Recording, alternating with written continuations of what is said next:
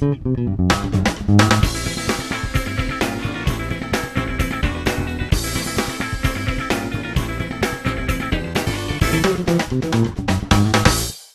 me get one thing out of the way before I start this review. There's been a growing trend in Hollywood about taking old classic children's books and turning them into full-length movies. Any day now, I'm expecting a Bernstein Bears movie. This one actually surprised me. I wasn't really looking forward to it going in, because every preview I've seen has been mediocre at best, and I wasn't really excited about it. However, this film wasn't that bad. I was pleasantly surprised by it. It actually was pretty good.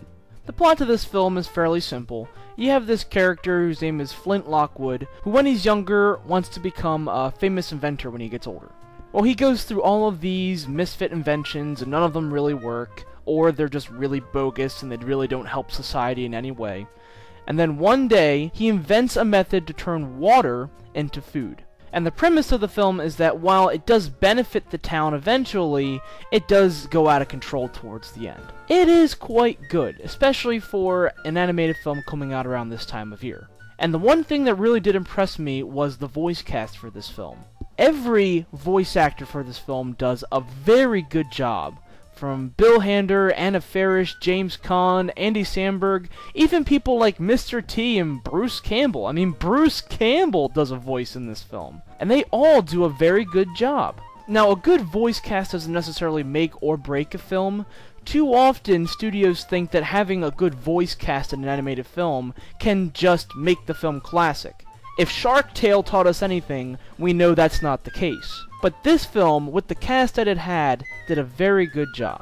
And while the story isn't phenomenal, it is pretty good. And speaking of the story, I've spoken to several people who have been upset by the fact that the plot to this film has been somewhat changed from the original story. Now, I can understand their argument, but here's the problem behind that.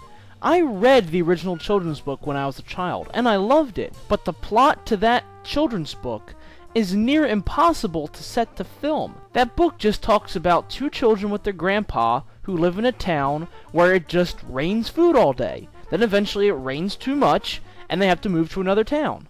That's the plot of the book. So I was expecting the screenwriters of this film to take certain liberties and kind of tweak the plot a bit by adding a lot of new characters. But the dilemma from the children's book is exactly the same. So while the plot has been changed slightly from the children's book, it's been changed for the better.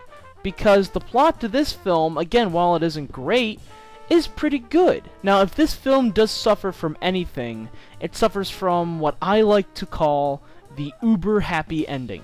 Too many children's films tend to have this. While it's not a bad thing to have, because children's films always should have a happy ending, this one is way, way too happy. I'm talking about the happy where you're expecting kittens and puppies to come out of every corner, and there's rainbows flying through the sky, and there's just people hugging and laughing and kissing, and oh my god, slow down, people! It's just way, way too happy. And if you watch the ending credits to this film, you'll understand what I'm talking about. Over happy ending aside, this is still a fairly good children's film. So, final rating. As I mentioned before, I didn't have high expectations going into this film, so I was somewhat surprised at how much I enjoyed it. Again, it's not incredible. There are some parts that are quite corny and cheesy and...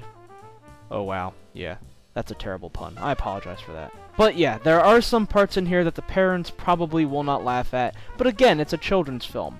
It's not going to be Pixar worthy, but it's certainly a good time for the kids, and parents will probably enjoy it as well. I'm going to give this film 3.5 stars. It's certainly not the best animated film to come out this year, but it is a good time at the movies. If there's no other children's films out, this is certainly worth checking out with your children. But there is one big conceptual flaw with this film that I mentioned to a couple of my friends when I was walking out. If this town has food raining down on them 24/7, they're not going to be able to store all of that food. Even though they have all the food they can eat, they have way too much food to eat. They're not going to be able to stockpile all this food and keep it fresh.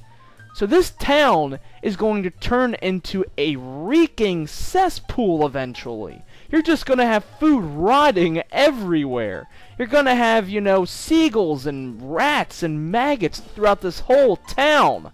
But who knows? Maybe these people are actually able to go out and eat all this food. They may end up being in a diabetic coma, but maybe they're able to do it. So, take care.